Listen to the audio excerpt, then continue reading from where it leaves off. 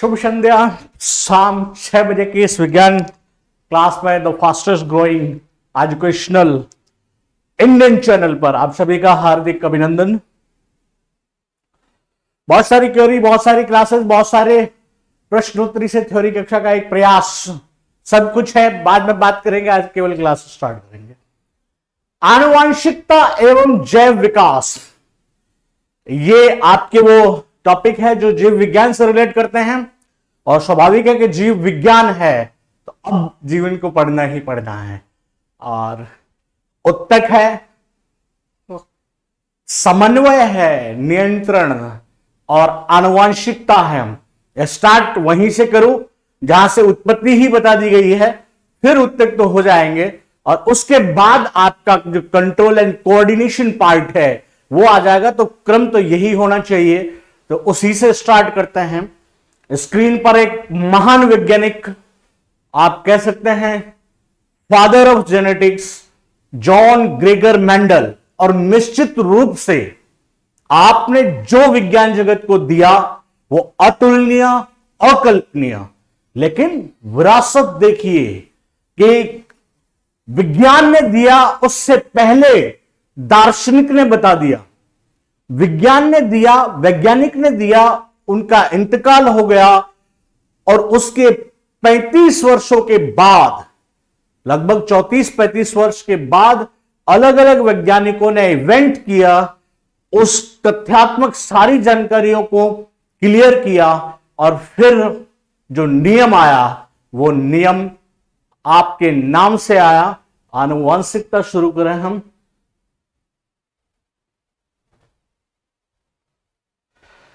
इस दरमियान हम पढ़ेंगे जनन के दौरान विभिन्नताओं का संचयन, इसका आधार जो है वो यही है, और ये जो प्रक्रिया है वो उत्तरजीविता के लिए जंतु से जंतु का आना या पादप से नवीन पादप का बनना, ये सब इस पे, और इसमें विभिन्नता किस तरह से आती है, और इसके जो दो टाइप्स है उसमें से ज्यादा सर्वाइवल, जैसे लैंगिक जनन, अलैंगिक जनन, एक पादप की टहनी टूटी और दूसरा उससे निर्माण हो जाता है, या आप बिना निषेचन के कोई क्रिया के दौरान नवीन संतति आती है, अलैंगिक जनन में जाता है। लेकिन लैंगिक जनन को सबसे ज्यादा महत्वपूर्ण माना, और ये लैंगिक अलैंगिक में नहीं उलझे आप।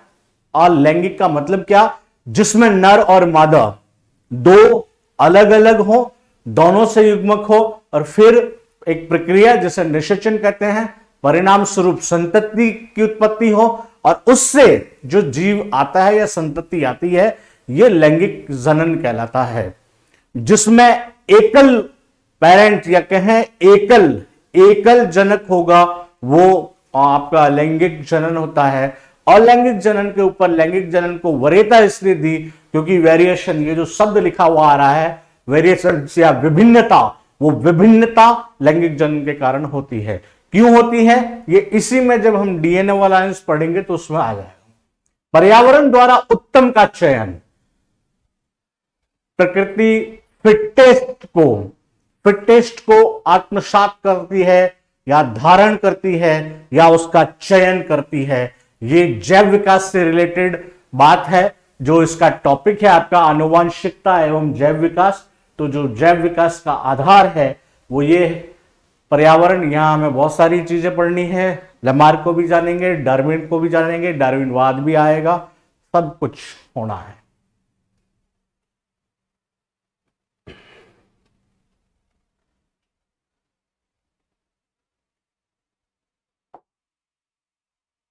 आनुवंशिकता और आनुवांशिकी समझ लीजिए आप, क्योंकि जो सैद्धांतिक परिभाषाएं हैं वो आपके स्क्रीन पर हैं, लेकिन ये होती क्या है हम सीधे सरल शब्दों में समझें और वो ज्यादा बेहतर। माता पिता के गुणों का, माता पिता, मैंने एक शब्द को यहां आसान कर दिया है, वो लिखा मिलता है आपको जनक। माता पिता के गुण ये स्थानांतरित होंगे, माता पिता के गुणों का स्थानांतरण होगा, और ये स्थानांतरण किसमें होता है? संतति में होगा। और इसको थोड़ा सा मैं बड़ा बना दूं क्योंकि वहां एक चीज और जोड़ूंगा, माता पिता के गुणों का स्थानांतरण, जीव विज्ञान की भाषा में संचरण भी आ जाएगा, किसमें होगा? संतति में। और ये किस माध्यम से होता है? ये जीन के द्वारा और गुणसूत्रों के माध्यम से, गुणसूत्रों के माध्यम से। अब इस खंड खंड बताई हुई बात से आप अंदाजा लगा सकते हैं कि कहना क्या चाह रहे हैं अपन। माता पिता के गुण हैं वो संतति में स्थानांतरित होते हैं या संतति में जाते हैं, आप सीधे सीधे मान लीजिए। और किस रूप में जाएंगे? जीन से जाएंगे। जीन क्या? जो गुणसूत्रों पर लगे हुए लोकेटेड पॉइंट है, जीन के द्वारा जाएंगे, गुणसूत्र के माध्यम से जाएंगे। गुणसूत्र क्या? ये आनुवंशिकता जो हमारे शरीर में हमारी जैविक प्रक्रिया है, जो डीएनए निर्धारित होती है, उसकी एक इकाई जो आप विस्तृत रूप से पढ़ेंगे उसमें गुणसूत्र आएगा। जो गुणसूत्र जिस पर जीन स्पॉटेड होते हैं और ये समस्त गुणों का संवहन करता है, संवाहक के रूप में संतति में ले जाता है। तो इस पूरी प्रक्रिया को माता पिता के गुणों का संतति में संचरण जीन के द्वारा गुणसूत्रों के माध्यम से, यह कहलाता है आनुवांशिकता यानी हेरेडिटी। गुणों का स्थानांतरण हेरेडिटी होगी, आनुवांशिकता होगा। अब आइए आनुवांशिकी। आनुवांशिकी जिस तरह विज्ञान हम पढ़ते हैं और विज्ञान को जब क्लासिफाइड किया या वर्गीकृत किया तो नेचुरल साइंस भी आई, फिजिक्स भी आई, केमिस्ट्री भी आई, मेडिकल साइंस भी आई। इस तरह के उस वर्गीकरण के अंदर एक भाग यह भी था आनुवांशिकी, जिसे जेनेटिक्स कहा गया। अब जेनेटिक्स जो है वो क्या? वो विज्ञान की एक शाखा मात्र है। हमें जब पढ़ना होता है या हमें हमारे सामने जब सवाल आते हैं और ये दोनों ऑप्शन होता है तो ये बड़े नजदीकी ऑप्शन दिखाई देते हैं हमें, आनुवंशिकता और आनुवांशिकी। और कई बार इसमें दोनों में हमें क्रॉस भी हो जाता है, उसकी जगह यह और इसकी जगह ये दिमाग में ले लें। तो आनुवंशिकी मैंने पहले ही कहा था कि जब भी आप डिफरेंशियल रिलेटेड या विभेदात्मक कुछ भी पढ़ते हैं तो सिंगल साइड पढ़िए और उस सिंगल साइड से सेकंड साइड को बनाना है। यहां सिंगल साइड आसान रहेगा आपके लिए जेनेटिक्स। आनुवंशिकता से ज्यादा सरल जेनेटिक्स है, क्योंकि जेनेटिक्स मीन्स जो हिंदी में रूप है इसका आनुवंशिकी। आनुवंशिकी का मतलब है विज्ञान की वह शाखा जिसके अंतर्गत आनुवंशिकता का अध्ययन किया जाता है। तो आनुवंशिकी एक विज्ञान की शाखा हुई जिसमें हम आनुवंशिकता का अध्ययन करते हैं। यह क्लियर हो गया तो एक प्रश्न हमारा यहां पे सेफ हो गया कि आनुवंशिकी विज्ञान की एक शाखा है। अब हमें आनुवंशिकता पे फोकस करना है तो हम इन बातों को दिमाग में डाल लेते हैं। माता पिता के गुण संतान में स्थानांतरित होंगे और ये जीन के द्वारा गुणसूत्रों के माध्यम से होंगे और ये आपका आनुवंशिकता या हेरिडिटी कहलाएगा। बढ़े आगे। महान जॉन ग्रेगर मेंडल, और बड़ी दिलचस्प बात तो यह है कि आप चर्च में पादरी भी रहे, आपका संबंध भौतिक विज्ञान से बेहतर रहा, लेकिन चर्च में रहते हुए वहां पर प्रैक्टिकली जो काम करते रहे, एक भाग मिला उन्हें गार्डन के रूप में, उस गार्डन पे अपना प्रैक्टिकल लिया और यहीं से इनकी ये कहानी शुरू होती है। आपको बता दूं, आनुवंशिकता इसका संबंध जो है केवल यहीं से नहीं था। अरस्तु ने एक बात कह दी थी, महान दार्शनिक, कि ये जो घोड़े के खुर है वो रिपीट होते हैं। मतलब संत जैसा उसके पेरेंट्स में है, जैसा उसके जनक में है, वैसा उस संतति में रिपीट होता है खुर का। ये उन्होंने एक चीज बताई थी कि ये एक अनोखी प्रक्रिया है, लेकिन उसको आगे नहीं ले जा सके थे। उन्होंने यह भी बता दिया था गाय के बछड़ा जो होगा, उस बछड़े के पेट पर उसी स्थान पर कोई तिल की जैसी संरचना वहां पर मौजूद होती है जो उसके जनक में है, जो उस गाय में है वो उस बछड़े में भी आएगी। ये बात भी उन्होंने दर्शा दी थी। तो सोचिए कि आनुवंशिकता का इतिहास कितना पुराना होगा। एक महान दार्शनिक ने बताया, फिर आप आए, मेंडल ने अपने रिसर्च शुरू किए। उस समय विज्ञान इतना अत्याधुनिक रूप में नहीं था। ब्रून सोसाइटी तक अपने सारे प्रकाशन को इन्होंने अपनी थीसिस पहुंचा दी। वो थीसिस जब प्रकाशित होकर ये विश्व पटल पर आती, लेकिन इनके जो प्रयोग थे वो उस समय वो समझ से थोड़े दूर रहे, या कहें कुछ भी अनहोनी हुई। लेकिन 30-35 साल तक फिर उस पे कोई परत नहीं खुली। और जब 35 साल बाद देखो इतिहास ने अपने आप को किस तरह से वापस मॉडिफाइड किया। 3 व्यक्ति, एरिक वान शेरमेक,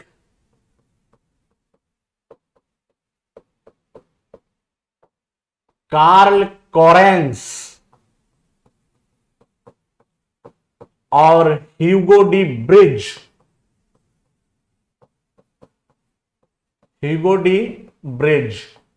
ये 3 अलग अलग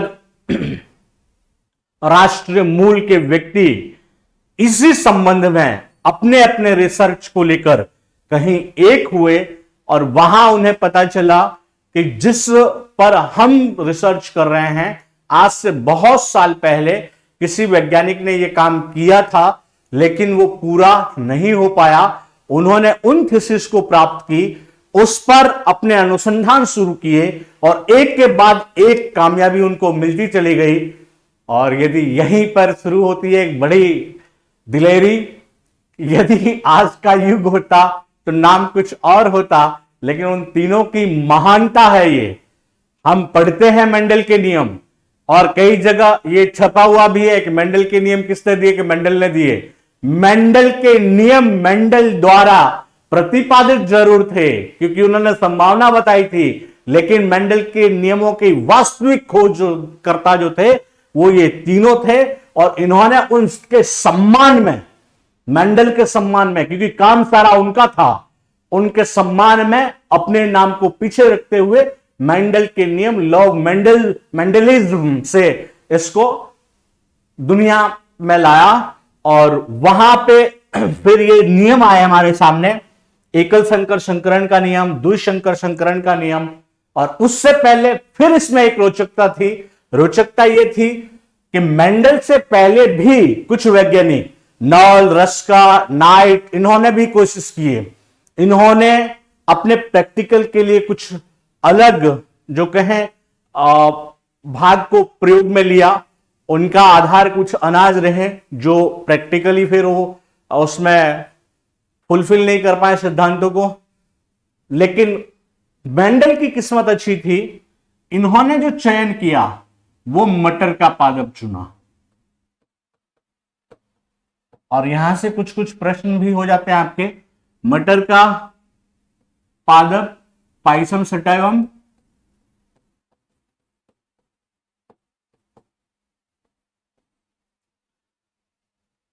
फिर ये उनके वैज्ञानिक जगत में सफलता का सबसे बड़ा आधार बना। अब ये जो पाइसम सटाइवा, अब सटाइवा और सटाइवम बड़ी चीजें हैं, और आप बड़े अच्छे से इसको गौर कीजिएगा।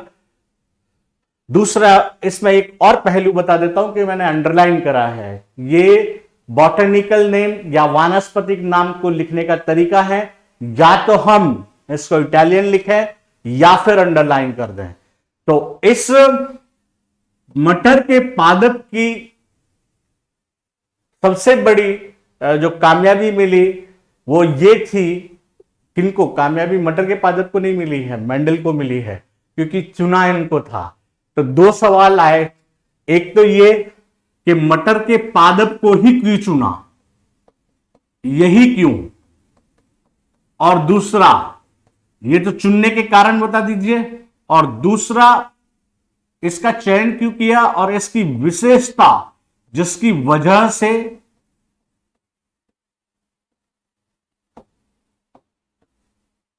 इसका चयन हुआ। यानी मटर के पादप को मेंडल ने क्यों लिया होगा, इसका एक लॉजिकल कारण होना चाहिए, और दूसरा कि मेंडल सफल हुए इसका क्या कारण रहा। यह बड़ा दिलचस्प प्रश्न है कि मेंडल की सफलता का कारण क्या था। क्या एकमात्र मटर का पादप? नहीं, एक तो था मटर के पादप का चयन, ये तो था ही था, इसके अलावा दूसरा जो था वो था इनके गणितीय आंकड़े। गणितीय डाटा कह दूं आज तब भी समझ जाएंगे। गणितीय आंकड़ों का महत्वपूर्ण, एक पुस्तक तो ऐसी हाथ लगी जिसमें गणितीय आंकड़े लाखों में रिप्रेजेंट किए गए हैं, मतलब इतनी संख्यात्मक सूक्ष्मता दिखाई थी उन्होंने अपने प्रैक्टिकल के बारे में। बिल्कुल भी केयरलेसनेस नहीं थी उनमें, इतनी शिद्दतता से उन्होंने इस काम को किया था। और सफलता का दो मुख्य कारण, तो एक तो मटर आ गया, दूसरा गणितीय डाटा आ गया। तीसरा आपका जो इस तरफ था, ये दो बातें हम फोकस कर रहे हैं कि मटर के पादप को चुनने का कारण क्या था, तो सुनिएगा। द्विलिंगी पादप था, दूसरा एक वर्ष में ये कई बार इसकी फसल ली जा सकती थी, और इसके अंदर जो बड़ा 7 जोड़ी विप्रयासी लक्षण पाए जाते थे मटर के पादप में। द्विलिंगी था, द्विलिंगी के साथ साथ 7 जोड़ी, इसको फोकस करूंगा, 7 जोड़ी विप्रयासी। हम इसके स्पेशल टर्म्स लेंगे रहे हैं, उसमें विप्रयासी पढ़ते हैं। यहां वापस आ जाइए आप। मेंडल के नियम को 2 भागों में बांटा, एकल संकरण और द्विसंकरण। क्या है दोनों, ये समझना। एकल संकरण नियम जो है वो केवल एक ही गुण के बीच क्रॉस का होगा। द्विसंकर क्रॉस में उन्होंने 2 गुणों का आधार बनाया। तो ये जब आप पढ़ें तो इसका हो जाएगा मोनोहाइब्रिड टेस्ट, और ये हो जाएगा dihybrid test. Law of independent assortment, law of segregation and law of dominance. ये आपके वो जो बताए हैं स्टार्ट हो जाते हैं फैक्टर। मेंडल ने जब अपने प्रैक्टिकल किए थे, या मेंडल ने जो अपने नियम दिए, उस समय तक दुनिया में जीन को नहीं जाना गया। तो उन्होंने एक शब्द आनुवंशिकता के कारण, जो परिभाषा में भी अपने बताया था हमने कि जीन के द्वारा, तो वो जो जीन शब्द हम आज प्रयोग कर रहे हैं, मेंडल के समय में जीन नहीं था, तो जीन की जगह उन्होंने एक शब्द का प्रयोग किया था, वो कारक था। तो प्रश्न कभी कभार ये हो सकता है कि मेंडल ने जीन के लिए जो शब्द या जो टर्मिनोलॉजी या फिर जो तकनीकी शब्द का प्रयोग किया वो था, तो ये सिंपली आपका कारक हो जाएगा। फिर था जीन आखिर है क्या। ये आनुवंशिकता की मूल इकाई है जो माता पिता से बच्चों में पारित होती है। जीन डीएनए के अनुक्रमों से बने होते हैं और कोशिकाओं के केंद्रक में गुणसूत्रों पर विशिष्ट स्थान पर एक के बाद एक व्यवस्थित होते हैं। कोशिका के केंद्र में उसका केंद्रक होगा, और केंद्रक के अंदर ये गुणसूत्रों की अवस्थिति है, वहां पर ये जीन लोकेटेड होंगे।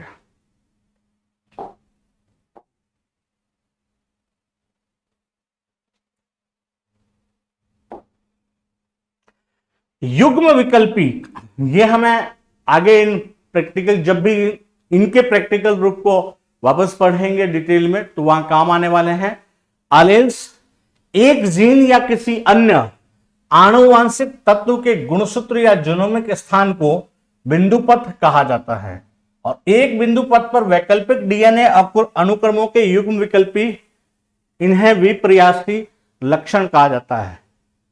ये तकनीकी भाषा है, विज्ञान की, बड़ी मुश्किल लगती है, तो हम आसान शब्दों में केवल इतना सा समझ लें कि किसी भी जीन के द्वारा नियंत्रित एक लक्षण जिसके दो विपरीत गुण हो, या एक गुण कह दीजिए जिसके दो विपरीत लक्षण हो। एक डिटरमिनिंग फैक्टर होगा जिसके जस्ट टू ऑपोजिट कैरेक्टर होंगे। मान लीजिए लंबाई की बात करूं तो लंबाई के दो ऑपोजिट कैरेक्टर हमें पता है क्या, एक आपका लंबापन, दूसरा बौनापन। दूसरी स्थिति करें, यदि किसी की आकृति या आकार की बात करें तो मोटा और पतला हो सकता है। फिर किसी बीज के आकार की बात करें तो बीज गोल हो सकते हैं, और रिंकल्ड, वो जो झुर्रीदार होते हैं मुरझाए हुए से, वो हो सकते हैं। तो ये सारी परिस्थिति, ये जो एक ही गुण के दो विपरीत लक्षण मौजूद होते हैं जो जीन द्वारा नियंत्रित है, वही आपके विपर्यासी लक्षण या एलेलोमॉर्फ कहते हैं, और इन कैरेक्टर्स को एलेल्स कहा जाता है।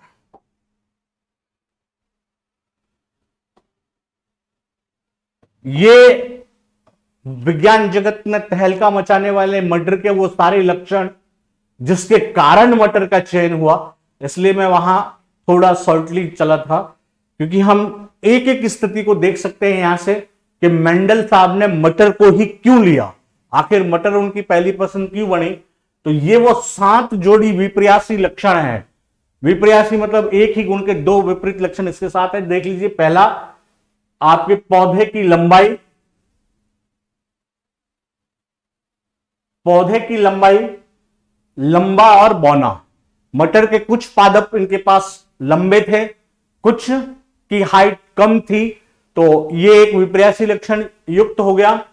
दूसरा, उसकी पुष्प की स्थिति, कुछ में ये कक्षीय थे और कुछ में ये अग्रस्थ थे। दोनों में अंतर समझना, ये तो नाम से ही पता चलता है। अगले भाग में ये यहां से पुष्प लग रहे हैं, और इसमें ये पुष्प इस स्थिति में आकर यहां लग रहा है, और प्लांट अभी आगे बढ़ रहा है। तो ये कक्षीय स्थिति होगी, और ये अग्रस्थ स्थिति पर लोकेटेड है। तीसरा, ये पुष्प का रंग बैंगनी और सफेद।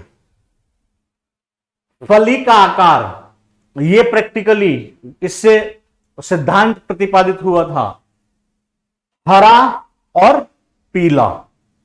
फिर फली की आकृति संकीर्णित और फूली हुई, यानी जो फली है वो संकीर्णित है या फूली हुई, और बीज का आकार जो है वो आपका गोल और ये झुर्रीदार है।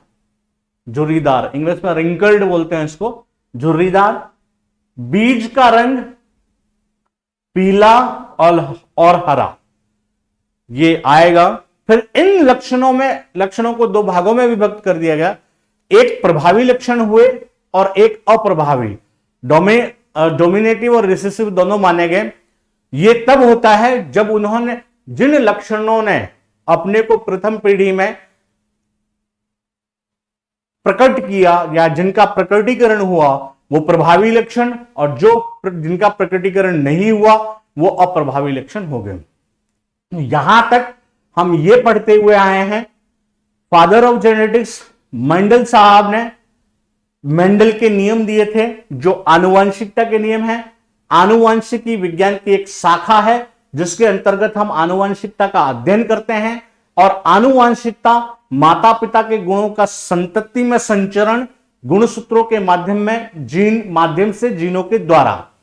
यह हो गया मेंडल के नियम प्रतिपादन के लिए। उन्होंने जिस पादप पे काम किया वो मटर का पादप था। मटर के पादप के चयन का आधार उनका 7 जोड़ी विपर्यासी लक्षण थे, वो हमारे सामने प्रकट हो गए।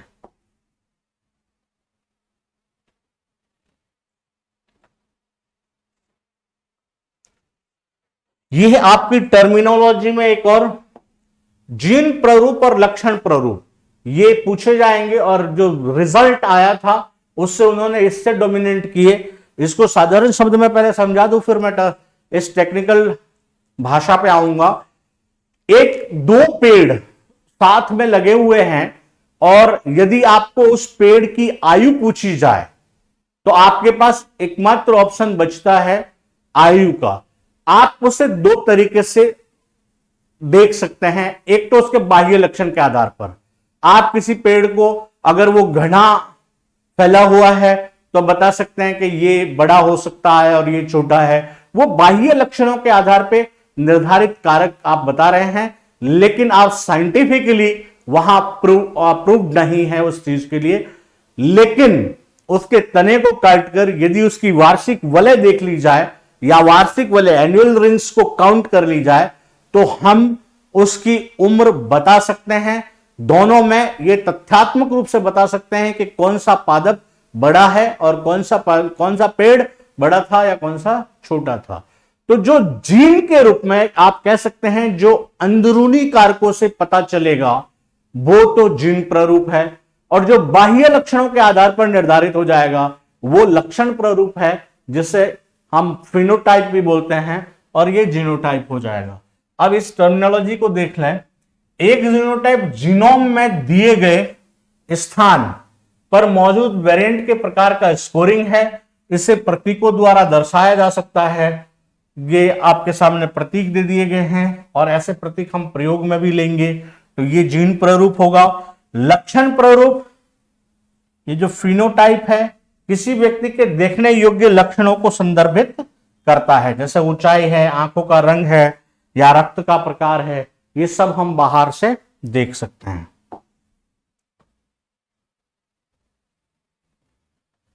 फिर एक टर्मिनोलॉजी आती है आपकी समयुग्मजी और विषमयुग्मजी।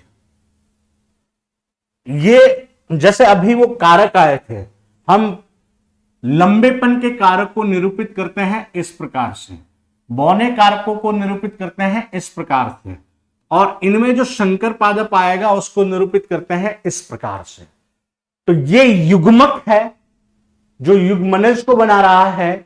अब पृथक पृथक इन युग्मकों से बने इस युग्मनज वाली जो स्थिति आ रही है, इस स्थिति में इसमें दोनों ही फैक्टर या दोनों ही युग्मक समान है, इसलिए इसको समयुग्मजी कहा जाएगा।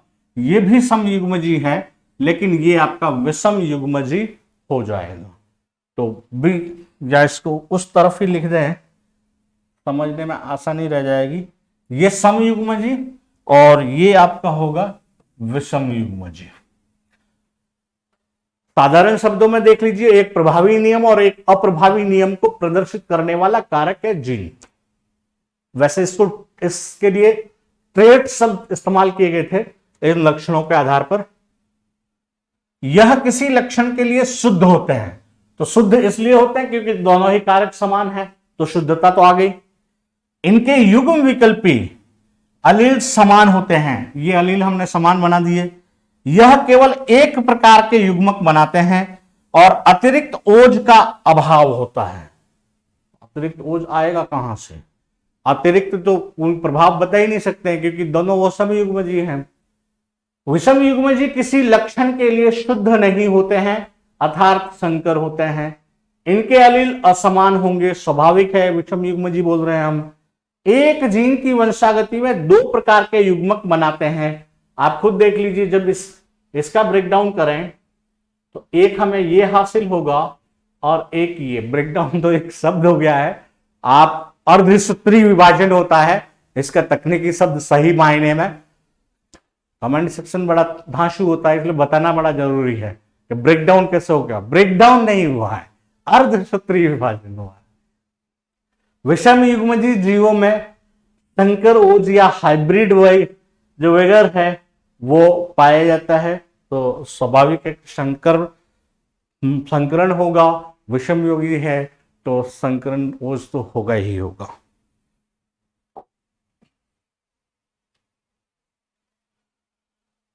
ये पेज छोड़ा था हमने आपको वही बताने के लिए जो वहां बता चुके हैं। लंबापन का कारक बौनापन का कारक, ये टॉल, ये ड्वार्फ और ये संकर कारक, इन सबको बताने वाले ये टीटी है, ये टीटी है और ये टी और टी है, इस रूप में निरूपित होंगे। ये लंबाई के लिए आता है। फिर आगे चलकर जब द्विसंकर क्रॉस हुआ तो मेंडल ने वाई वाई और आर आर लिया, तो आर आर वाई वाई लिख देंगे तब भी गलत नहीं होगा। इसका अप्रभावी ये हुआ और आगे चलकर ये जब प्रयोग में गया इस रूप में आया। समझना यहां पे हुआ क्या है, ये लंबेपन के दो कारक हैं, ये बौनेपन के कारक हैं। इनमें जब क्रॉस होगा तो F1 पीढ़ी इस तरह से आएगी जिसमें संकर जो उत्पत्ति होती है, तो इस तरह से निरूपित कर दिया। यहां पर दो कैरेक्टर साथ में आ रहे हैं, एक तो पीला और एक गोल। अभी हम 7 विपर्यासी पढ़ चुके हैं, उसमें से गोल क्या था, बीज का आकार था और ये फली का रंग था। तो पीला और गोल ये कैपिटल से इसलिए लिखे गए हैं क्योंकि ये दोनों ही प्रभावी होते हैं। प्रारंभिक प्रयोगों में इन्होंने अपने गुण को दर्शाया था तो इनको प्रभावी लक्षण कहा गया। इनका विपरीतार्थक ये है, पीले का हरा हो गया और गोल का झुर्रीदार हो गया। F1 पीढ़ी में ये इस रूप में आते हैं, यानी ये जीन प्ररूप है इनका। ये जब इनके जीन का अध्ययन करेंगे तो यहां पर एक बड़ा होने की वजह से ये प्रभावी हो जाएगा और ये मौजूद होने की वजह से ये भी प्रभावी होगा और ये दोनों ही कैरेक्टर अप्रभावी होंगे। इस तरह से ये संकर उत्पत्ति होगी।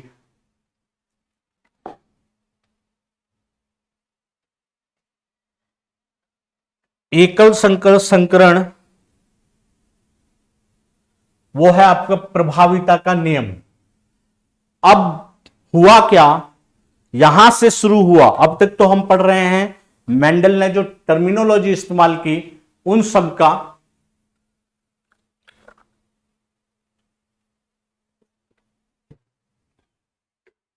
यहां से शुरू होगा मेंडल के प्रयोग। उन्होंने लंबेपन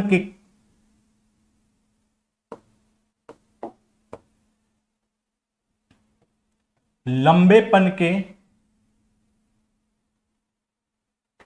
कारकों का गुणा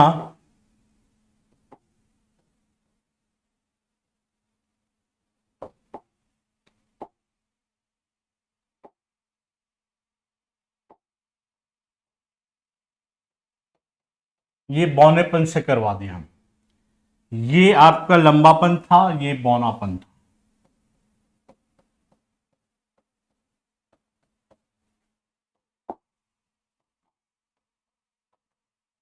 ये लंबापन, इनके जब युग्मक निर्माण होंगे तो ये इस रूप में होंगे और ये होंगे कैसे, अर्धसूत्री विभाजन से। इनके जब युग्मक बनेंगे तो ये इस रूप में होंगे और जब इनके बीच संकरण होगा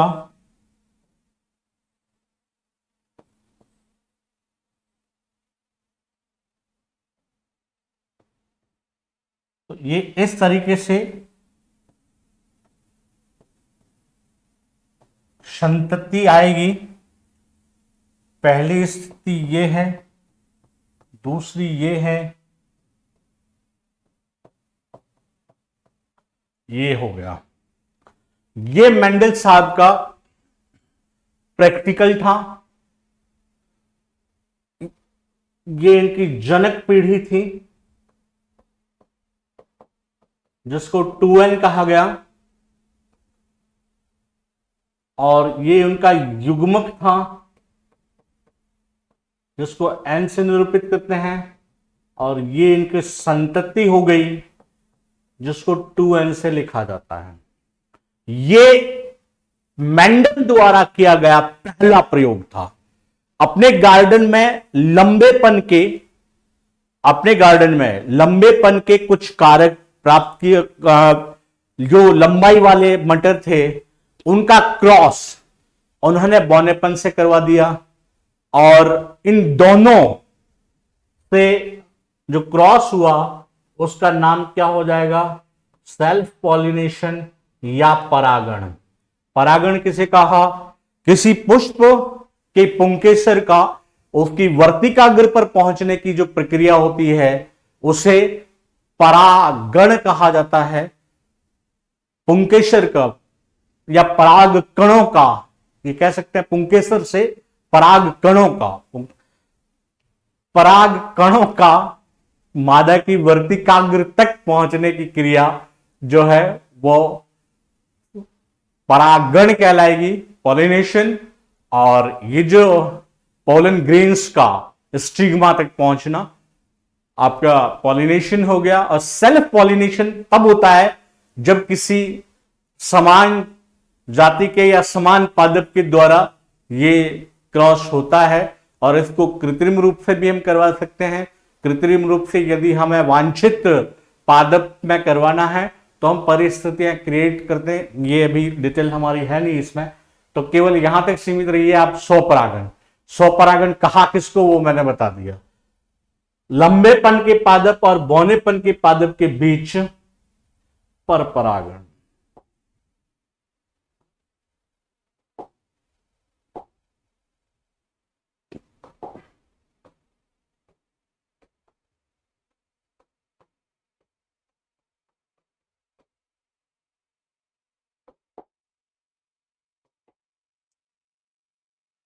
थोड़ा थोड़ा शिक्षा और शिक्षार्थी के बीच एक जागरण का अंश होना चाहिए। अब इसको पूरा डिटेल ले लूं, अन्यथा दिक्कत हो जाएगी।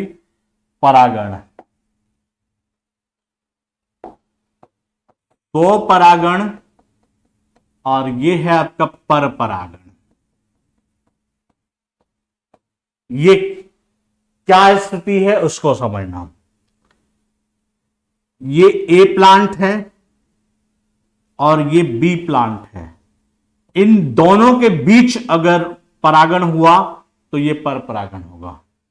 ए और ए के बीच अगर होता है तो ये स्वपरागण होगा।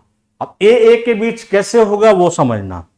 जैसे गुड़हल का पादप आप देखते हैं, ये बड़ा आसानी से मिलने वाला एक पुष्प है, उसके ऊपर एक साथ अगर विकसित अवस्था आती है, यानी मादक की वर्तिकाग्र और नर पुंकेसर दोनों साथ में विकसित हो, तो वहां परागकण और जो वर्तिकाग्र है इन दोनों पर निषेचन या ये परागण होने की संभावना होती है, और ये जो संभावना बनती है वो स्वपरागण करवाता है। यहां पहचानना वापस, इसलिए रिवर्स आया हूं, ये दोनों समान नहीं थे। समान इसलिए नहीं थे, ये लंबाई का कारक था और ये बौनेपन का कारक था, तो इसमें जो परागण होगा वो कभी भी स्वपरागण नहीं होगा, वो परागण पर परागण ही होगा। और स्वपरागण इसी मेंडल के नियम में पढ़ेंगे, लेकिन वो किसका करेंगे अभी तय नहीं है। अभी हम मेंडल के नियम को केवल उस कहानी से पढ़ते हुए आए हैं और उनके पहले नियम पर आकर रुके हैं।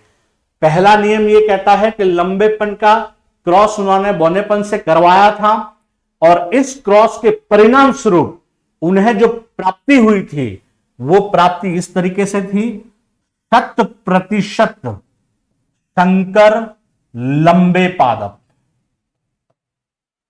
आगे एक पिक्चर से भी बताते हैं आपको, और अभी समझने के लिए यह समझ जाइएगा कि एक पादप इतना लंबा था, सामने इतना बौना था।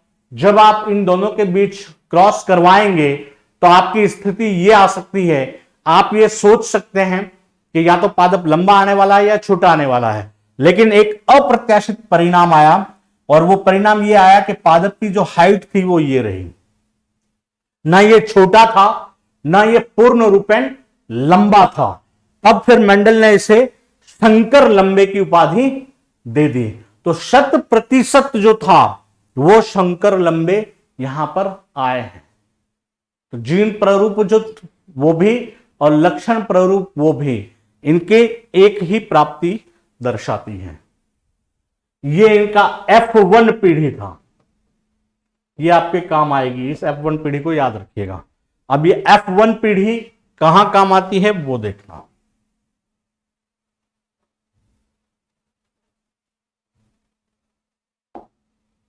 ये अभी जो अपन ने प्रैक्टिकल किया है उसे एनसीईआरटी बुक कुछ इस तरीके से बताती है, जिसका पनेट वर्ग नाम दे रखा है, तो वो भी देख लीजिए आप लगे हाथ, ताकि कोई स्थिति बचे नहीं।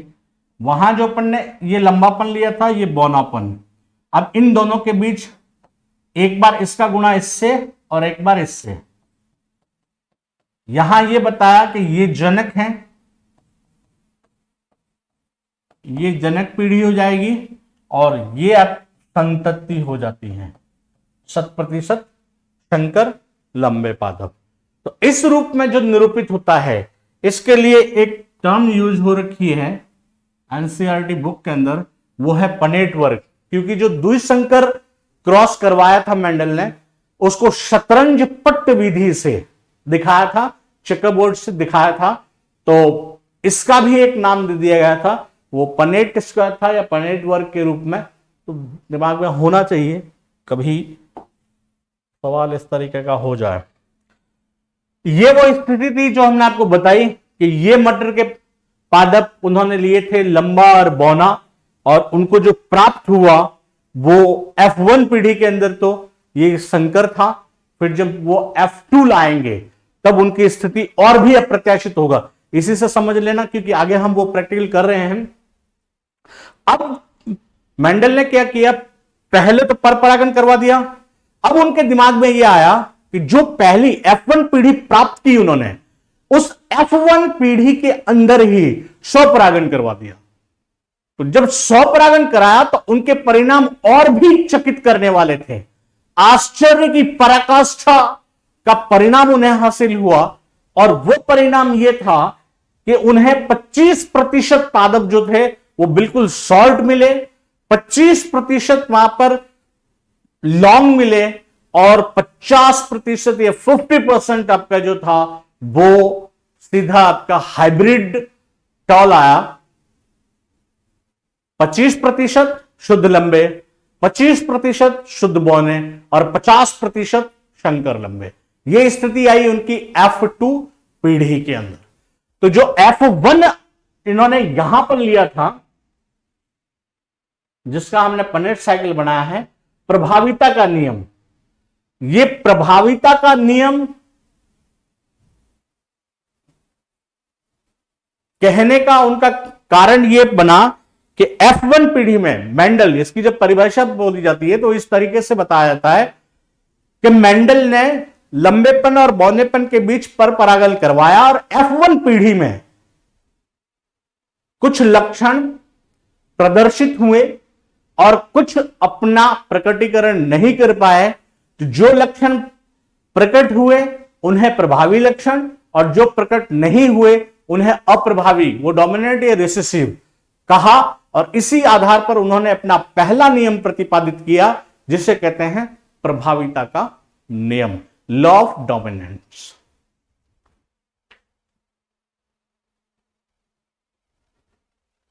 एकल संकर संकरण का, एकल संकर संकरण का दूसरा बेहतरीन नियम, और इसके तो नाम भी बहुत सारे रख दिए गए।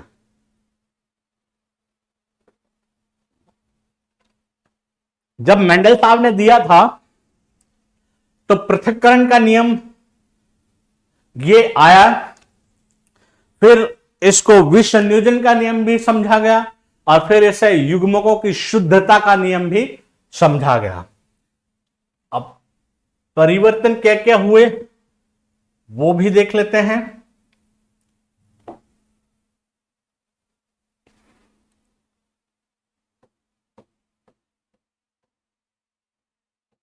ये पहला, ये जनक पीढ़ी उन्होंने तैयार की, और इसको आप इस तरीके से डोमिनेंट ये डिनोट कर सकते हैं। दोनों के बीच क्रॉस, ये आई आपकी जनक पीढ़ी, और जनक पीढ़ी, अब जो इनका गैमेट्स होंगे या युग्मक होंगे वो इस तरीके से होंगे। जो अभी आपने थोड़ी देर पहले एक चित्र देखा था, उस चित्र का ये रेखीय निरूपण हो गया है और इसमें आपको दिख जाएगा कि अप्रत्याशित क्या क्या हुआ। ये आ गया,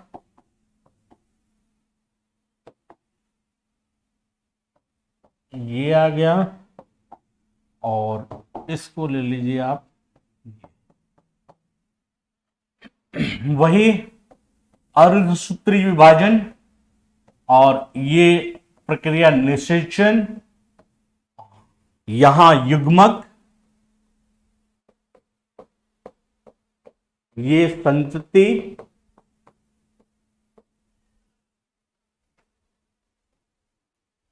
ये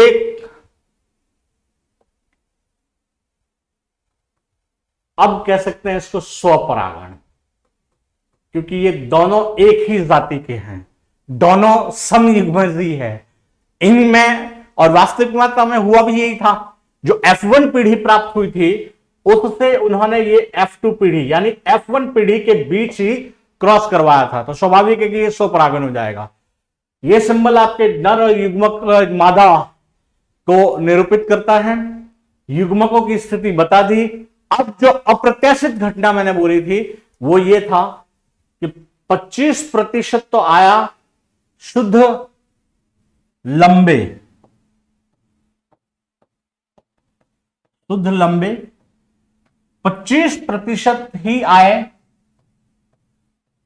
शुद्ध बौने और 50% आए संकर लंबे। यह स्थिति थी आपके F2 पीढ़ी की। अब यहां आपका जीनोटाइप और फिनोटाइप दोनों अलग होगा। जीनोटाइप जीन प्ररूप और फिनोटाइप लक्षण प्ररूप।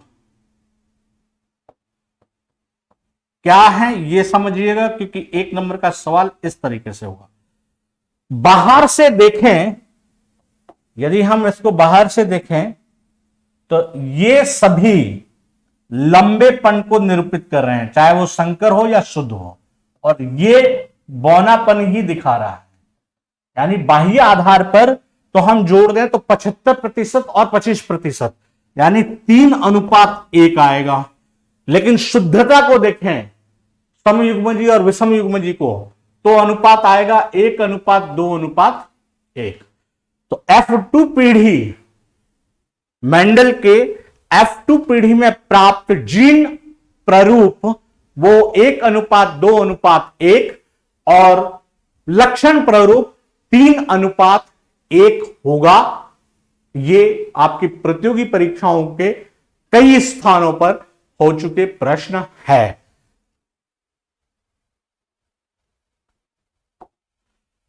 और ये जो प्रत्याशित आया था, इसी की वजह से इसका नियम रखा गया, लॉ ऑफ सिग्रीगेशन या पृथक्करण का नियम, क्योंकि युग्मक पृथक्करण के होने के बाद भी अपने अस्तित्व को बनाए रखते हैं।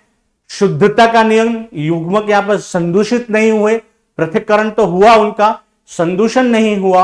और विसंयोजन का नियम, इन्होंने अपने आधारभूत जो यौगिक गुणों को बनाए रखा, इसलिए इसे विसंयोजन का नियम भी कहा गया।